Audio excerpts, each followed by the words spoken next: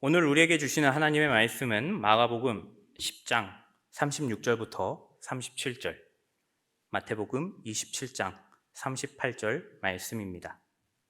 말씀을 제가 봉독하겠습니다. 이르시되 너희에게 무엇을 하여 주기를 원하느냐 여짜오되 주의 영광 중에서 우리를 하나는 주의 우편에 하나는 좌편에 앉게 하여 주옵소서. 이때 예수와 함께 강도 둘이 십자가에 못 박히니 하나는 우편에 하나는 좌편에 있더라. 아멘. 우리는 모두 예수님을 따르는 자들입니다. 예수님을 믿고 고백함과 동시에 그의 길을 따라가겠노라 라고, 그의 십자가를 함께 지겠노라 라고 고백한 자들이죠. 하지만 그 고백과는 달리 그의 길을 진짜로 따르는 자들은 그렇게 많지 않습니다. 교회에는 출석하나 직분은 받았으나 진짜 그의 길을 따르는 자들은 많지 않죠. 왜냐하면 우리가 예수님을 따르는 것이 아니라 예수님을 통해 복을 받고 싶어 하기 때문에, 예수님을 통해 복이 따라오지 않을까 하는 그 마음에 예수님을 따르겠다라고 고백하기 때문입니다. 예수님이 걸어가신 그 길이 아니라 자신이 이루고 싶은 그 길을 예수님을 통해 이루고 싶은 것이죠. 진짜 믿음을 갖고 예수님과 함께하는 길을 따라가겠노라 하지만 막상 그 길을 따라가는 우리, 그 길이 정말 쉽지 않음을 매번 느끼는 것 같습니다. 인간의 욕심으로는 예수님을 믿으니 복을 받기를 원하고 이 생에서의 삶이 나아지는 기적 역시 바라나 사실 그렇게 되지 않을 때가 참 많고 또 그렇게 경험했기 때문입니다. 우리가 그를 함께 따라감과 동시에 행복한 길, 평탄한 길, 영광의 길을 가면 좋겠으나 사실 그를 따라가는 길은 고난의 길입니다. 좁은 문과 좁은 길을 가야 하는 길이지요. 예수님은 끊임없이 이야기하셨습니다. 당신이 가야 하는 길은 영광의 길이 아니라는 것을요. 그리고 당신을 따라야 하는 자들의 길 역시 좁은 문, 좁은 길이 될 것을 알려주셨습니다. 마태복음 7장 13절과 14절 말씀에 이렇게 기록하고 있죠. 좁은 문으로 들어가라. 멸망으로 인도하는 문은 크고 그 길이 넓어 그리로 들어가는 자가 많고 생명으로 인도하는 문은 좁고 길이 협착하여 찾는 자가 적음이라. 들어가고 싶지 않은 길, 찾는 자가 많이 없는 길, 그 길이 예수님이 가실 길이며 그리스도인들이 가야 할 길임을 알려주셨습니다. 오늘 함께 읽은 본문은 주님의 우편과 좌편에 있고자 하는 자들과 실제로 주님의 우편과 좌편에 남아있는 자들이 상반되어 있는 모습입니다. 마가복음 10장 속에 나온 제자들인 요한과 야고보는 예수님께서 십자가의 길을 가셔야 함을 들었습니다. 분명히 오늘 함께 읽은 본문에 부탁드리기 전에 예수님께서 자신이 십자가의 고난을 받을 것이라는 걸 두 귀로 들었습니다. 그런데 야고보와 요한은 그런 가르침을 방금 들었음에도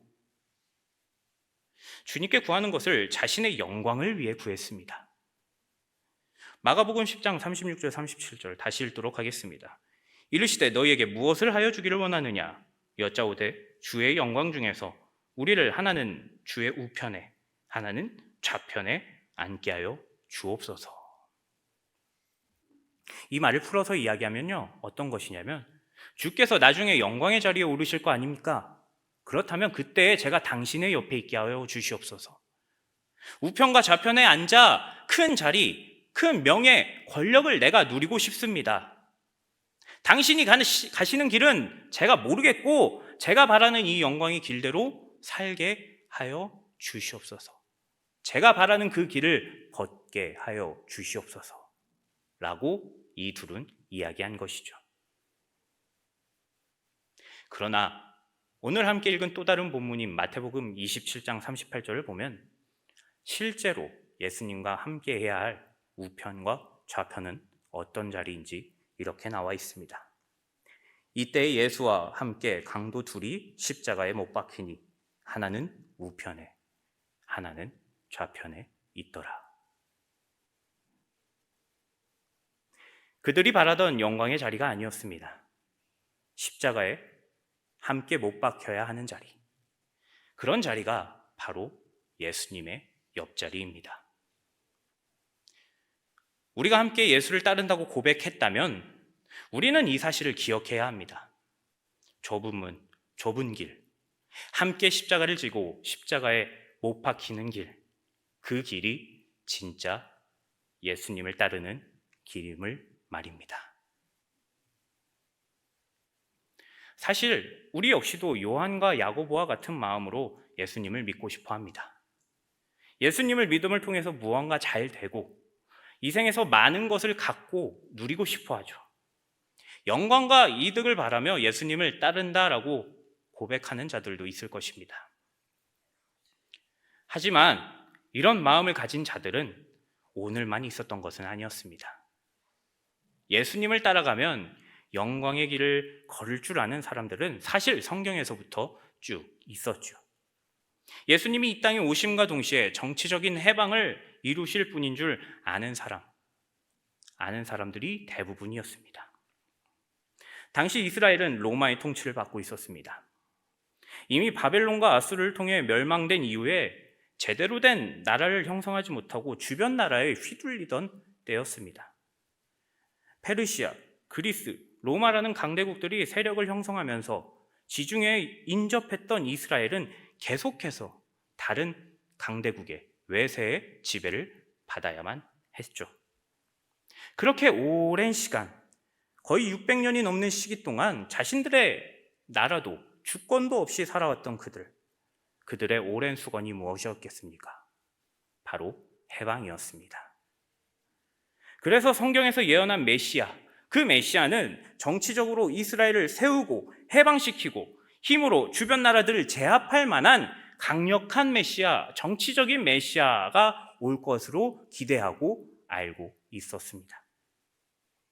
따라서 예수님을 따른다고 했던 자들 역시 이런 마음을 갖고 따라갔습니다.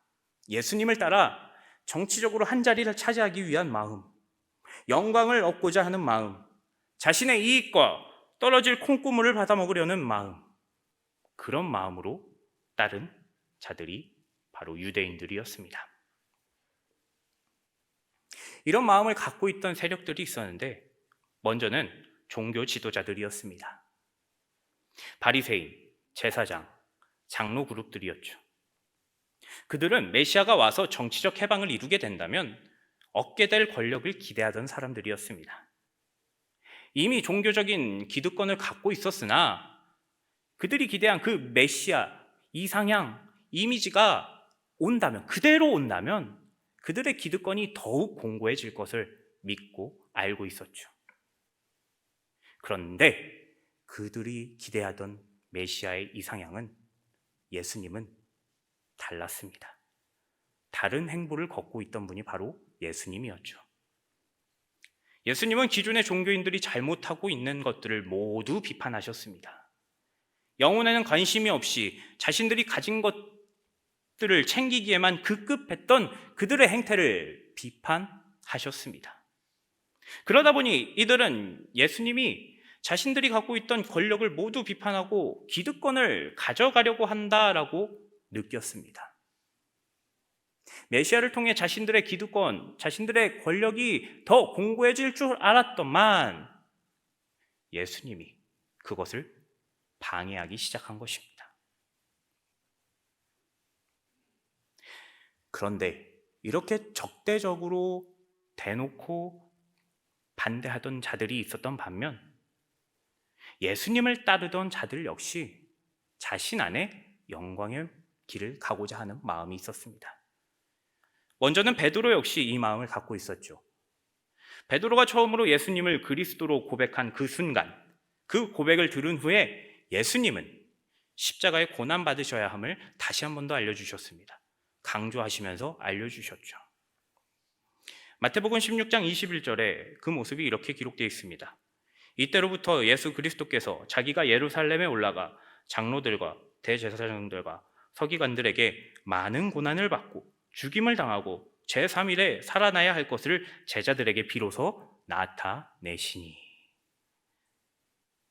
분명 자신이 고난받으셔야 되는 것을 예수님은 베드로에게 분명하게 알려주셨습니다.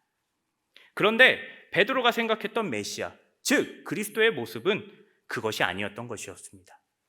자신 역시도 유대인들이 생각한 정치적 메시아, 이스라엘의 진정한 해방을 일으킬 왕이 되실 분인 줄 알았으나 예수님이 말씀하신 이 모습은 전혀 딴판이었습니다.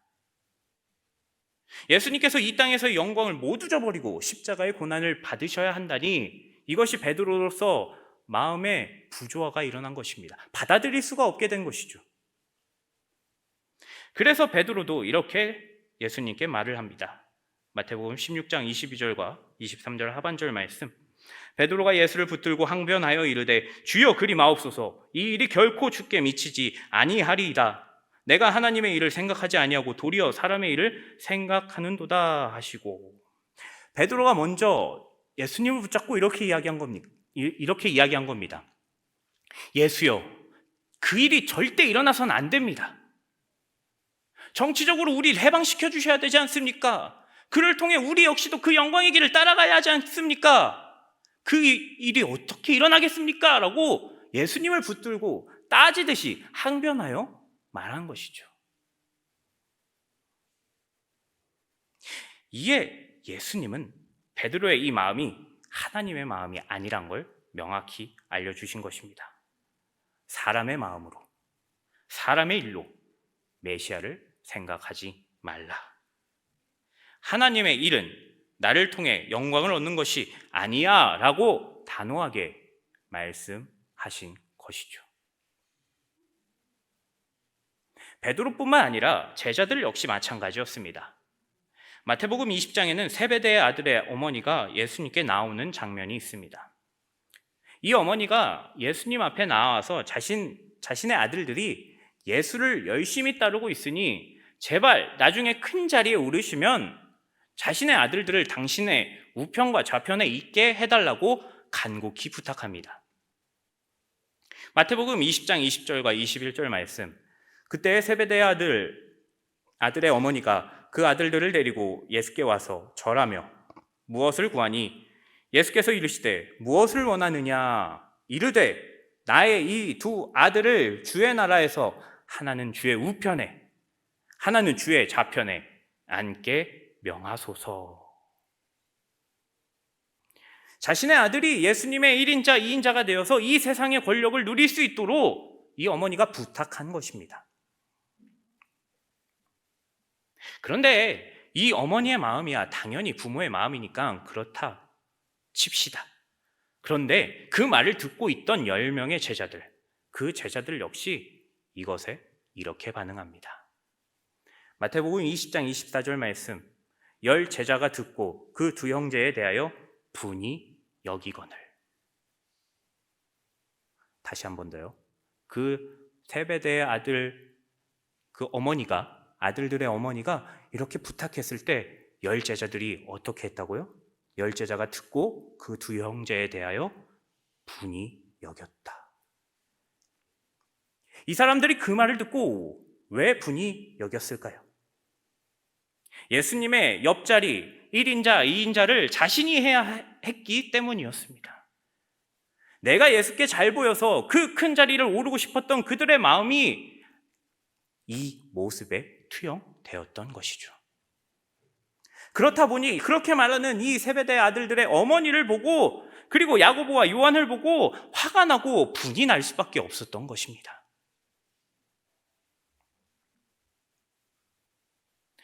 사실 이 구절, 마태복음 20장 이 구절 전에도, 이 어머니가 나오기 전에도 다시금 예수님은 십자가에 못 박힐 것을 강하게 이야기하셨습니다.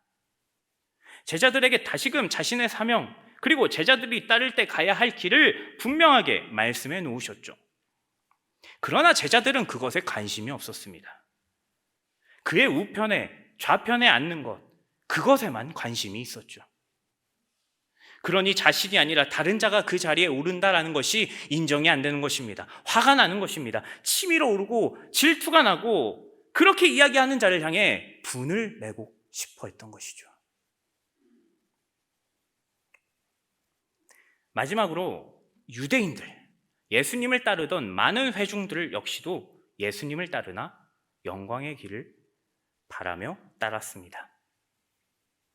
앞에서 말씀드렸듯이 600년이 넘는 기간 동안 다른 나라들에 휘둘려 살아갔던 그 백성들, 그렇게 살아가는 자들의 삶이 얼마나 황폐했겠습니까? 먹을 것도 걱정해야 하며 입을 것도 걱정해야 하며 어떻게 살지도 걱정해야 하는 것이 그들의 처지였습니다. 우리나라도 일제의 지배를 받으며 살 때 참 어렵게 지냈는데 이들은 그보다도 훨씬 큰 시간, 긴 시간을 다른 나라들에 의해 간섭받고 빼앗기고 통치를 당하며 살아가는 자들이었습니다. 나라의 주권이 없는 백성의 슬픔과 고통, 그리고 고난이 그들에게는 한과 같이, 응어리와 같이 남아 있었습니다. 그런데 예수님께서 이 땅에 오시어 활동하시는 그들의 그 모습을 보니 이들이 기다렸던 메시아의 모습이 어떤 것 같습니다.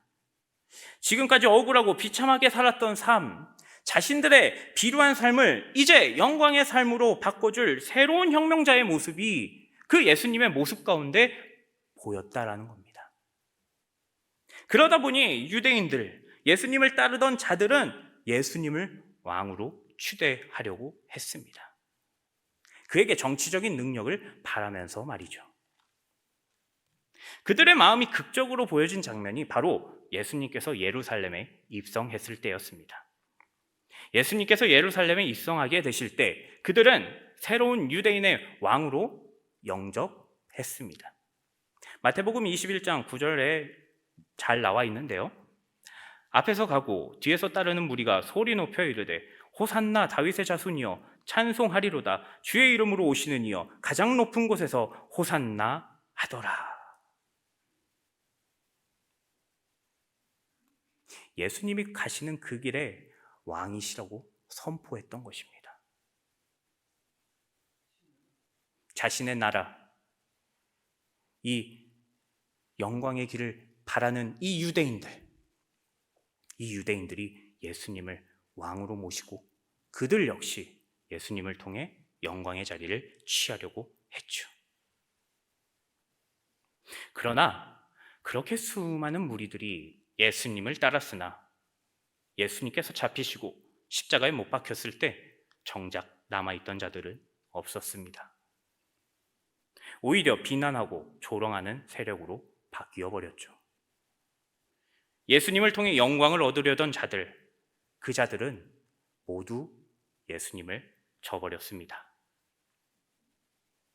예수님의 길이 고난의 길이고 십자가의 길임을 알지 못하였기에 자신의 뜻과 마음에 들지 않는 모습을 봤을 때 모두 떠나가 버린 것이죠. 이처럼 예수님을 믿는다고 말하고 따르는 자들이라고 할지라도 예수님의 길이 어느 것인지 모르는 자들이 많습니다.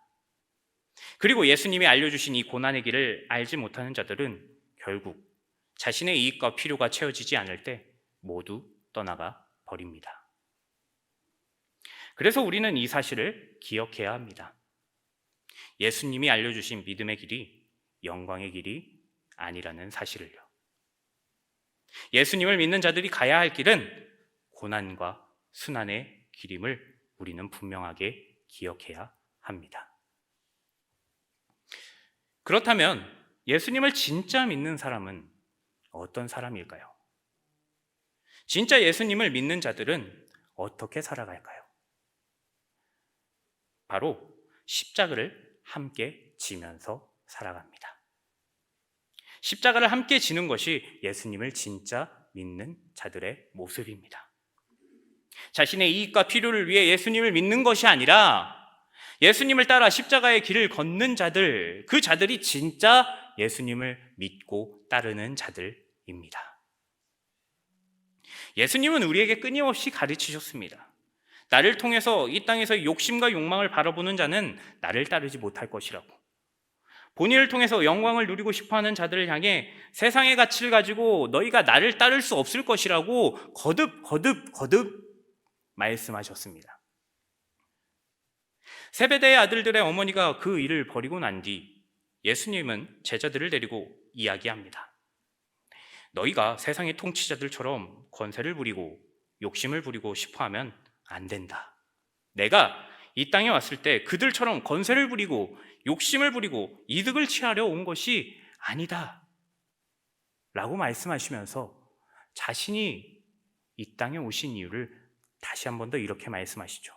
나는 많은 사람의 죗값을 치르기 위해 내 생명까지도 아낌없이 주러 왔노라. 마태복음 20장 28절에 이렇게 기록되어 있습니다. 인자가 온 것은 섬김을 받으려 함이 아니라 도리어 섬기려 하고 자기 목숨을 많은 사람의 대속물로 주려 함이니라.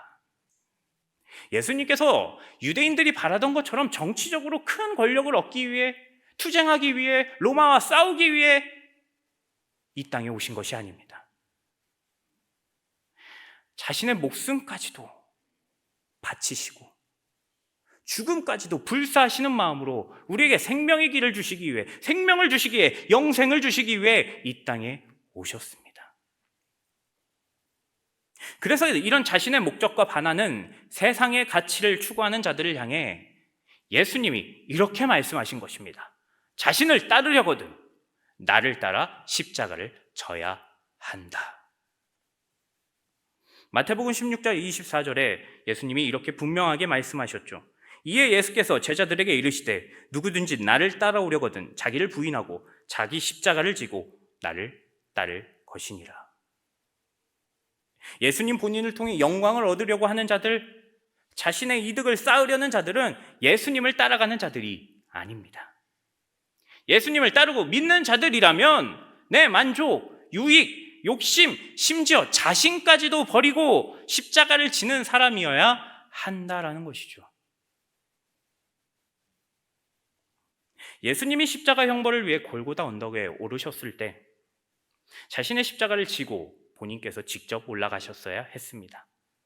통나무로 된 그 무거운 십자가를 말이죠. 그런데 이미 그 십자가를 끌고 골고다를 올라가셨을 때 예수님의 몸 상태는 이미 말이 아니었습니다. 이미 만신창이셨죠. 채찍에 맞고 피 흘리시고 이미 온몸이 남아나지 않을 정도의 몸이셨습니다.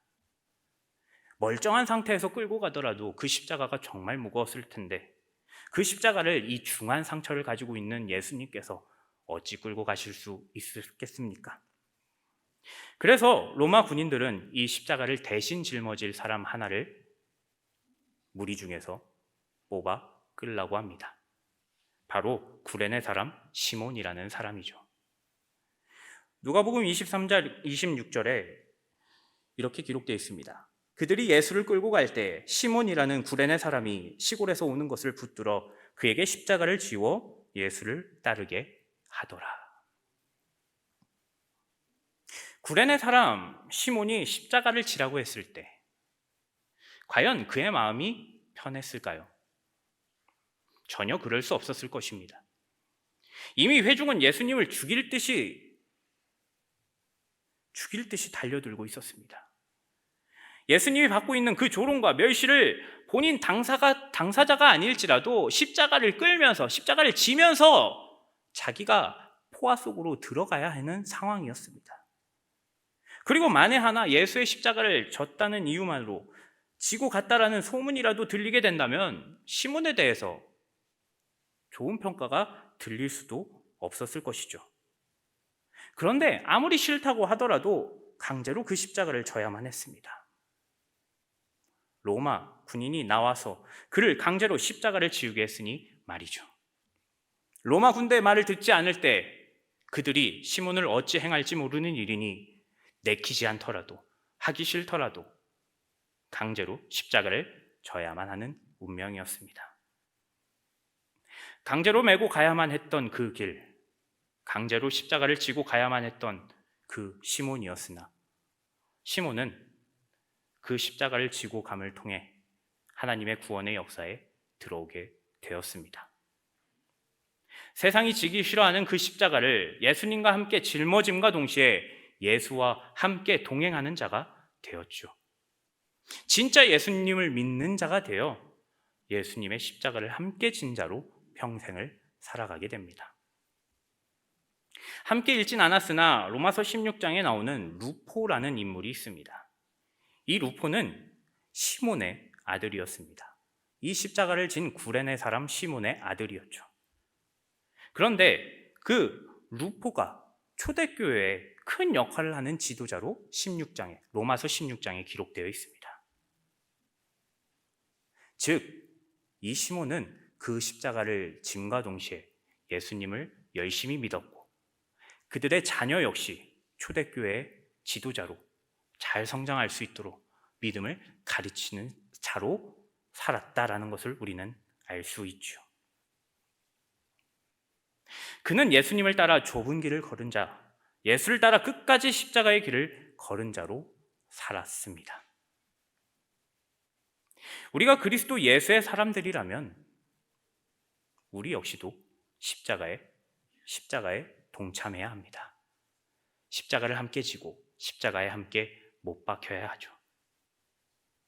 세상의 것을 따르지 않고 세상의 것을 추구하지 않고 십자가의 그 모든 것들을 못 받고 살아야 하는 자, 그 자가 바로 그리스도인입니다. 갈라디아서 5장 24절 말씀에 이렇게 기록되어 있죠. 그리스도 예수의 사람들은 육체와 함께 그 정욕과 욕심을 십자가에 못 박았느니라.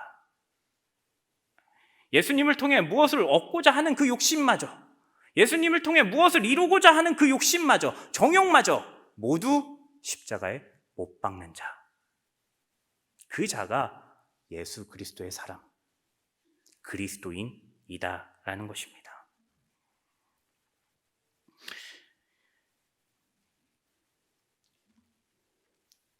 십자가를 함께 지고 십자가에 못 박힌 자들은 정욕과 욕심을 내려놓음과 동시에 생명을 얻게 됩니다.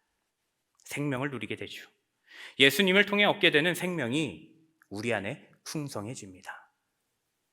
내가 바라던 욕심을 이룰 수도 없지만, 내가 바라던 정욕의 모습도 이룰 수 없겠지만, 하지만 우리 안에 구원의 큰 기쁨이 주어지고 예수께서 이루신 그 부활과 소망이 우리 안에도 함께 거하게 되는 것입니다. 십자가를 함께 짊어지고 십자가에 함께 참여할 때, 그 십자가의 길을 걸을 때 우리 안에 그 부활의 소망, 그리고 영생의 소망이 풍성히 흘러넘치죠. 로마서 6장 6절과 고린도후서 4장 10절 말씀에 그 우리의 모습을 이렇게 기록하고 있습니다. 우리가 알거니와 우리의 옛사람이 예수와 함께 십자가에 못 박힌 것은 죄의 몸이 죽어 다시는 우리가 죄에게 종노릇하지 아니하려 함이니. 우리가 십자가에 못 박힘과 동시에 전에 죄 문제에서 해결되지 못했던 우리가 죄의 종의 모습에서 벗어나 이제 구원의 문제를 해결받은 존재가 되었다라고 말하고 있는 것이죠. 또한 고린도후서 4장 10절 말씀에 우리가 항상 예수의 죽음을 몸에 짊어짐은 예수의 생명이 또한 우리 몸에 나타나게 하려 함이라. 우리가 함께 예수와 함께 십자가에 못 박혀 죽고 산다면 내가 사는 것이 아니라, 세상의 가치가 사는 것이 아니라, 세상의 물질이 사는 것이 아니라 내 안에 예수의 생명이, 예수의 부활이 산다, 흘러넘친다라고 말하고 있습니다. 우리 사랑하는 수정동교회 성도님들, 우리는 과연 예수님을 믿으면서, 예수님을 따른다고 고백하면서 무엇을 바라보며 살고 있습니까? 제베대의 두 아들들과 같이 영광의 자리,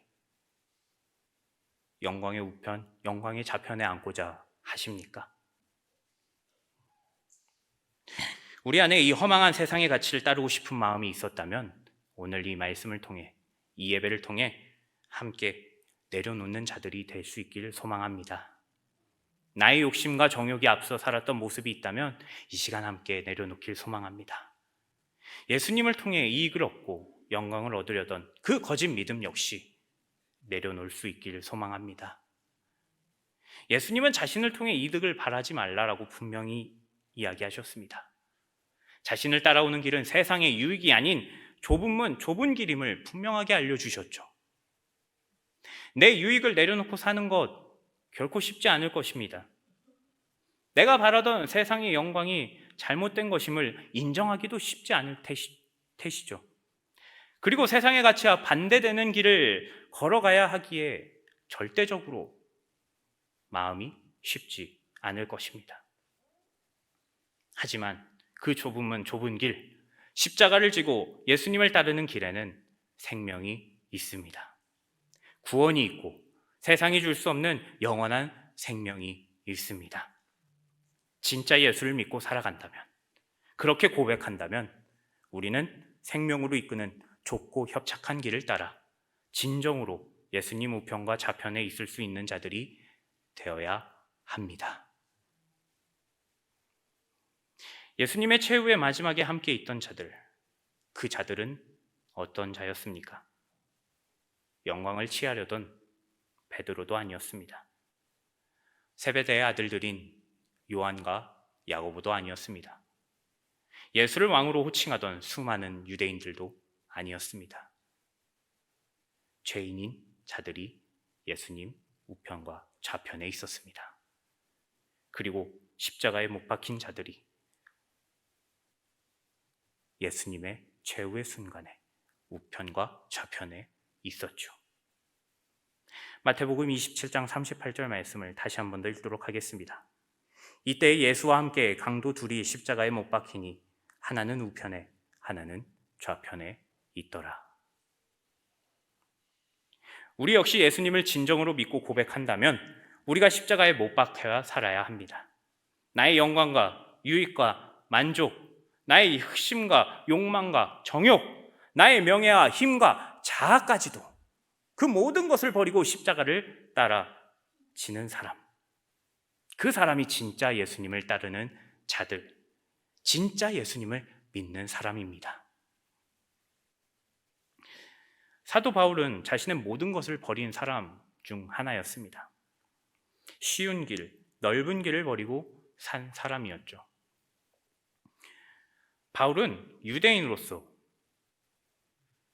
바리새인으로서, 그리고 로마 시민권자로서 세상에서 충분히 영광과 인정을 받으며 살 수 있었던 자였습니다. 그러나 바울은 그 모든 것을 버리며 예수님을 따랐습니다. 예수님을 믿음으로 영광을 바란 것이 아닌 도리어 영광을 버리며 살았습니다. 하지만 바울은 그것을 자랑으로 여겼습니다. 내가 십자가에 못 박히며 산다라고 말이죠. 그 고백이 갈라디아서 2장 20절에 잘 나와 있습니다. 제가 읽도록 하겠습니다. 내가 그리스도와 함께 십자가에 못 박혔나니 그런즉 이제는 내가 사는 것이 아니요 오직 내 안에 그리스도께서 사시는 것이라. 이제 내가 육체 가운데 사는 것은 나를 사랑하사 나를 위하여 자기 자신을 버리신 하나님의 아들을 믿는 믿음 안에서 사는 것이라. 우리 사랑하는 수정동교회 성도님들 역시 사도 바울과 같이 이런 고백이 삶에서 흘러넘치는 자들이 되길 소망합니다. 나를 위해 자신을 버리신 그 고난을 받은 예수님, 그 예수님을 따라 나 역시도 좁은 문 좁은 길을 걸어가겠노라 라고 다짐하며 살아갈 수 있는 자들이 되길 소망합니다. 예수님 우편에 하나는 좌편에 있는 자는 함께 십자가를 지는 자들임을 우리가 기억합시다. 그리고 우리 역시 그렇게 살길 소망합니다. 십자가에 못 박히신 그 예수님 우편과 좌편에 영광스럽게 그 길을 따라가시는 저와 우리 수정동교회 모든 성도님들이 되실 수 있길 간절히 축복합니다.